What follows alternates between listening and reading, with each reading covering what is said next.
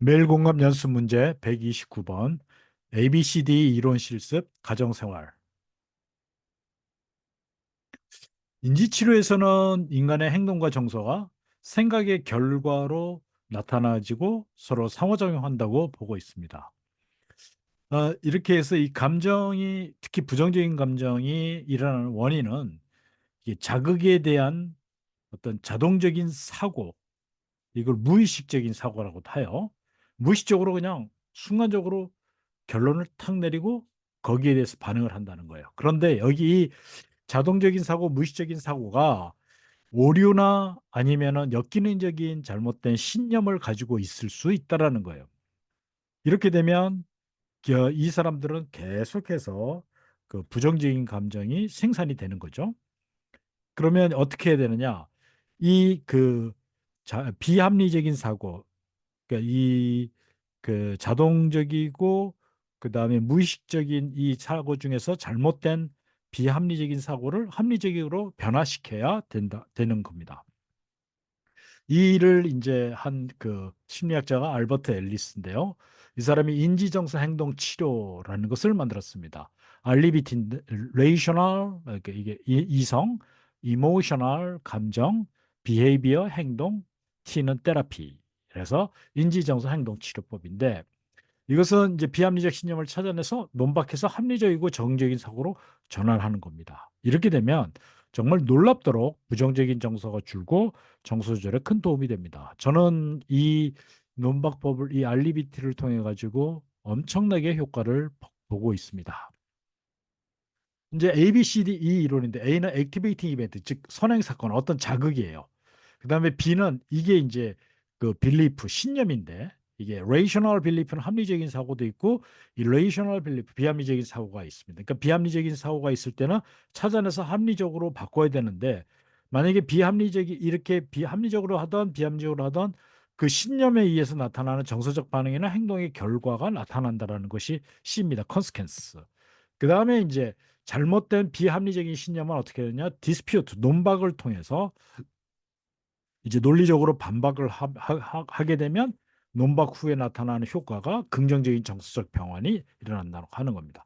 여기서 제일 중요한 거는 결국은 논박법인데 여러분들이 논박법을 쉽게 이해할 수 있도록 저희가 좀 만들었습니다. 그걸 한번 이해하시면 참 좋습니다. 일단 1단계는 내가 하는 생각이 추측이냐 사실이냐를 구분을 해야 돼요. 추측은 자기의 과거 경험이나 감정에 의해서 결론을 내린 적이 많거든요. 그러면 이거는 사실이 아니에요. 그러면 그 다음에 2단계는 이제 증거 찾기. 내 생각이 그럼 맞는지 증거가 있는지 확인하고 없다면 어떤 것이 사실일까? 그다음 다른 해석 찾기는 만약에 내가 추측에 근거한 잘못된 비합리적 생각을 가지고 있다면 어떤 일이 일어나고 그다음에 내가 그 사실에 근거한 생각을 가지고 있다면 그렇다면 사실에 근거한 생각을 로 생각한다면 어떤 결과가 어떻게 해석할 수 있을까? 다른 이제 시각으로 바라보는 거예요. 현실적 영향 찾기는 잘못된 생각으로 인한 영향, 그다음에 그 논박을 통해서 생각을 바꾼 그 사실에 근거한 그 생각으로 인한 그 어떤 변화, 여기에 대해서 영향을 찾아보는 거예요. 근데 이 과정을 쭉 하다가 보면 어떤 일이 일어나느냐, 그 저기 어, 효과가 상당히 좋습니다. 한번 볼까요? 가족이 내 의견을 무시했다고 느꼈다. 근데 엄마와 아빠에게 내가 좋아하는 여행지를 추천했는데 아무도 내 의견에 반응하지 않았다. 여러분 이럴 때 어떤 생각이 드십니까? 일단 결과는 속상하고 화가 나고 대화에 참여하고 싶지 않겠죠. 근데 이때 들어가는 생각이 가족들이 내 말을 중요하게 생각하지 않아. 또는 나를 무시하나 봐. 자, 이런 생각이. 그러면 이제 여기서 그 가족들이 내 말을 중요하게 생각하지 않는 거야. 나를 무시하나 봐. 이게 사실인가 추측인가? 사실이에요, 추측이에요. 추측이죠. 추측이에요. 그러면 사실은 가족들에게 물어봐야 알죠. 그 증거 찾기가 이제 첫 번째. 가족들이 내 의견을 무시했다는 생각이 사실일까? 사실은 아닌 것 같아요. 추측일 가능성이 많은 거예요. 그럼 사실이 뭘까? 그리고 자기들이 내 의견을 정말로 무시했다는 증거가 있나? 아니면 어쩌면 가족들이 잠시 다른 여행 계획을 이야기에 집중하고 있을 가능성도 있잖아요. 그 다른 해석을 찾는 건 만약에 단지 추측이라면 다른 가능한 이유는 무엇일까를 한번 이거를 해석을 찾아보는 거예요.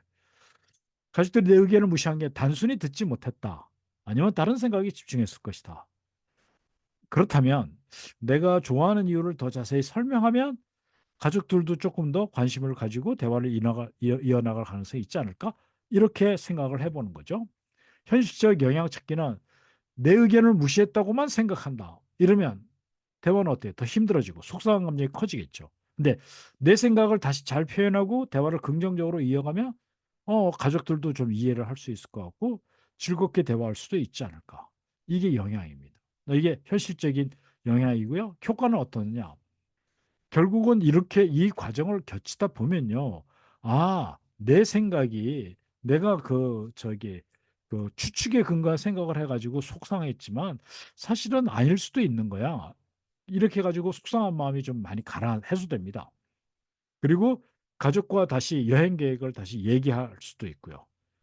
그 다음에 어찌 보면 내가 표현하는 방법을 좀 더 잘해볼까 해가지고 표현하는 방법을 배우는 기회도 되고 이런 식으로 노력을 하다 보면 가족과의 대화가 원활해지고 서로를 더 잘 이해하게 될 수 있습니다. 복습을 해볼까요? 설거지 순서를 두고 다툼이 생겼어요. 동생이 설거지를 하기로 했는데 내가 먼저 하라고 짜증을 냈다. 동생이. 형이 먼저 해. 뭐 이랬겠죠. 아니면 언니가 먼저 해. 누나가 먼저 해. 뭐 이랬겠죠. 아, 동생은 항상 내가 먼저 해야 한다고 생각해. 불평해. 이렇게 어떤 짜증이 나고 동생이 화를 냈는데 이때 들어가는 생각은 항상 내가 먼저 해야 한다고 생각해. 이건 불공평한 거야. 그러면 여기서 항상 내가 먼저 해야 된다고 생각한다. 이것이 추측입니까? 사실입니까? 이건 추측입니다. 그러면 이제 증거 찾기를 이제 들어가 볼까요? 동생이 항상 내가 먼저 해야 한다고 생각하니 사실일까? 이거 보니까 추측일 가능성이 높아. 사실은 뭘까? 그러니까 동생도 피곤하거나 설거지를 미루고 싶었을 가능성도 있고요. 그렇죠? 또는 동생이 그 설거지를 먼저 맡아서 한 적이 있었던 것도 기억이 날 수 있을 겁니다. 다른 해석 찾기는 만약에 내가 추측한 거라면 다른 가능한 이유는 뭘까?